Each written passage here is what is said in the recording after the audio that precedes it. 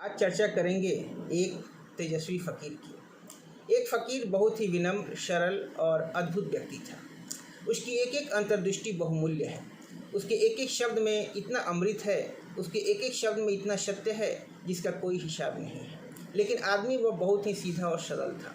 खुद राजा के कानों तक उसकी खबर पहुंची और राजा ने कहा, मैंने सुना है कि यहाँ एक फ़कीर रहता है जो बहुत ही अति असाधारण है, बहुत एक्स्ट्रा ऑर्डिनरी है। असामान्य ही नहीं, बहुत असामान्य है, बहुत असाधारण। उसके वजीरों ने कहा, यह बात तो सच है, उससे ज़्यादा असाधारण व्यक्ति इस समय पृथ्वी पर दूसरा नहीं है। राजा उसे देखने गया तो उसने सोचा था कि वह बहुत महिमाशाली, कोई बहुत प्रकाश को युक्त, कोई बहुत अद्भुत व्यक्ति का कोई प्रभावशाली व्यक्तित्व होगा। लेकिन जब वह द्वार पर पहुंचा तो उस झोपड़े के बाहर ही एक छोटी सी बगिया थी और फ़कीर उस बगिया में अपनी कुदाली लेकर मिट्टी खोद रहा था। राजा ने उससे पूछा, बागवान, फ़कीर बाबा कहाँ हैं? क्योंकि यह तो कोई ख्याल ही नहीं कर सकता कि यही फ़कीर होगा। फटे से कपड़े पहने हुए बाहर मिट्टी खोद रहा हो, इसकी तो कल्पना नहीं हो सकती। सीधा साधा किसान जैसा मालूम होता था। फ़कीर ने कहा, भीतर चले बैठे, मैं अभी फ़कीर को बुलाकर आ जाता हूँ। राजा भीतर जाकर बैठा और प्रतीक्षा करने लगा। वह जो फ़कीर था जो बगीचे में मिट्टी खोद रहा था, वह पीछे के रास्ते से गया, झोपड़े में से अंदर आया, आकर नमस्कार किया और कहा, मैं ही फ़कीर हूँ। राजा बहुत हैरान हुआ। उसने कहा, तुम तो वही बागवान मालूम होते हो जो बाहर था। उसने कहा, मैं ही फ़कीर हूँ। कसूर माफ़ करें, क्षमा करें कि मैं छोटा सा काम कर रहा था, लेकिन आप कैसे आए? उस राजा ने कहा, मैंने तो सुना कि तुम बहुत असाधारण व्यक्ति हो, लेकिन तुम तो साधारण मालूम होते हो। फ़कीर बोला, मैं बिल्कुल ही साधारण हूँ, आपको किसी ने गलत खबर दे दी है। राजा वापस लौट गया। अपने मंत्रियों से जाकर उसने कहा कि तुम कैसे ना समझ हो, एक साधारण जन के पास मुझे भेज दिया। उन सारे लोगों ने कहा, उस आदमी की यही असाधारणता है कि वह एकदम साधारण है।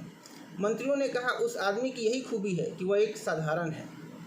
साधारण से साधारण आदमी भी यह स्वीकार करने को राजी नहीं होता कि वह साधारण है। उस आदमी की यही खूबी है, यही विशिष्टता है कि उसने कुछ भी असाधारण होने की इच्छा नहीं की है, वह एकदम साधारण हो गया है।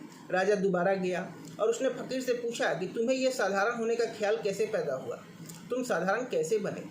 उसने कहा, अगर मैं कोशिश करके साधारण बनता तो फिर साधारण बन ही नहीं सकता था, क्योंकि कोशिश करने में तो आदमी असाधारण बन जाता है। नहीं, मुझे तो दिखाई पड़ा और मैं एकदम साधारण था। मैंने अनुभव लिया, बना लिया, मैंने जाना कि मैं साधारण हूँ। मैं बना नहीं हूँ साधारण, क्योंकि बनने की कोशिश में तो आदमी असाधारण बन जाता है।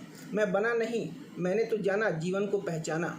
मैंने पाया, मुझे न मृत्यु का पता है न जन्म का पता है। मैंने पाया, यह श्वास क्यों चलती है यह मुझे पता नहीं है, खून क्यों बहता है मुझे पता नहीं है, मुझे भूख क्यों लगती है, मुझे प्यास क्यों लगती है, यह मुझे पता नहीं है। मैंने पाया, मैं तो बिल्कुल अज्ञानी हूँ। फिर मैंने पाया कि मैं तो बिल्कुल अशक्त हूँ, मेरी कोई शक्ति नहीं। फिर मैंने पाया, मैं तो कुछ विशिष्ट नहीं हूँ। जैसी दो आँखें दूसरों के हैं, वैसी दो आँखें मेरे हैं। दो हाथ दूसरे के पास है, वैसे दो हाथ मेरे पास है। मैं तो एक अति सामान्य व्यक्ति हूँ। यह मैंने देखा, पहचाना। मैं साधारण हूँ, मैं बड़ा नहीं हूँ। यह तो देखा और समझा और मैंने पाया कि मैं साधारण हूँ। लेकिन यह घटना ऐसे घटी कि मैं एक जंगल गया था, फ़कीर ने कहा, और वहाँ मैंने लोगों को लकड़ियाँ काटते देखा। बड़े बड़े दरख्त काटे जा रहे हैं, ऊंचे ऊंचे दरख्त काटे जा रहे थे। सारा जंगल कट गया था। बड़े दरख्त लगे हुए थे और जंगल कट रहा था। लेकिन बीच जंगल में एक बहुत बड़ा दरख्त था। इतना बड़ा दरख्त था कि उसकी छाया इतने दूर तक फैल गई थी। वह इतना पुराना था और प्राचीन मालूम होता था कि उसके नीचे 1000 बैलगाड़ियाँ विश्राम कर सकती थीं। इतनी उसकी छाया थी। तो मैंने अपने मित्रों से कहा कि जाओ और पूछो इस दरख्त को क्यों नहीं काटा गया है। यह दरख्त इतना बड़ा कैसे हो गया? जहाँ सारा जंगल कट रहा है वहाँ इतना बड़ा दरख्त बचा कैसे? जहाँ सब दरख्त ठूँठ रह गए हैं, जहाँ नए दरख्त काटे जा रहे हैं रोज़, वहाँ यह इतना बड़ा दरख्त कैसे बच रहा है? वह क्यों लोगों ने छोड़ दिया? तो मेरे मित्र और मैं वहाँ गया और मैंने वृद्ध बढ़इयों से पूछा जो लकड़ियाँ काट रहे थे कि यह दरख्त इतना बड़ा कैसे रह गया। उन्होंने कहा, यह दरख्त बड़ा अजीब है। यह दरख्त बिल्कुल साधारण है। इसके पत्ते कोई जानवर नहीं खाते। इसकी लकड़ियों को जलाया नहीं जा सकता, वे धुआं करती हैं। इसकी लकड़ियाँ बिल्कुल फ्री टेढ़ी हैं। इनको काटकर फर्नीचर नहीं बनाया जा सकता। द्वार दरवाजे नहीं बनाए जा सकते। दरख्त बिल्कुल बेकार है, बिल्कुल साधारण है, इसलिए इसको कोई काटता नहीं। लेकिन जो दरख्त सीधा है और ऊंचा है उसे काटा जाता है, उसके खंभे बनाए जाते हैं। फ़कीर हंसा और वापस लौट आया और उसने कहा, उस दिन से मैंने समझ गया कि अगर सच में तुम्हें जीवन में बड़ा होना है तो उस दरख्त की भांति हो जाओ जो बिल्कुल साधारण है, जिसके पत्ते भी अर्थ के नहीं हैं, जिसकी लकड़ी भी अर्थ की नहीं है। तो उस आदमी से मैं वैसे दरख्त हो गया बेकार। मैंने फिर सारी महत्वाकांक्षा छोड़ दी, बड़ा होने की, ऊंचा होने की, असाधारण होने की सारी दौड़ छोड़ दी, क्योंकि मैंने पाया कि जो ऊंचा होना चाहेगा वो काटा जाएगा।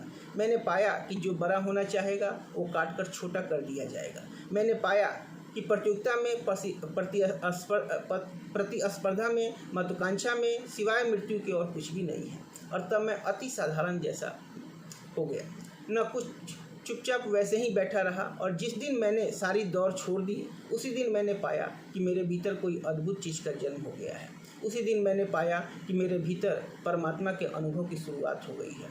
जो व्यक्ति साधारण से साधारण और सरल से सरल होने को राजी हो जाता है, सत्य खुद उसके द्वार पर आ जाता है।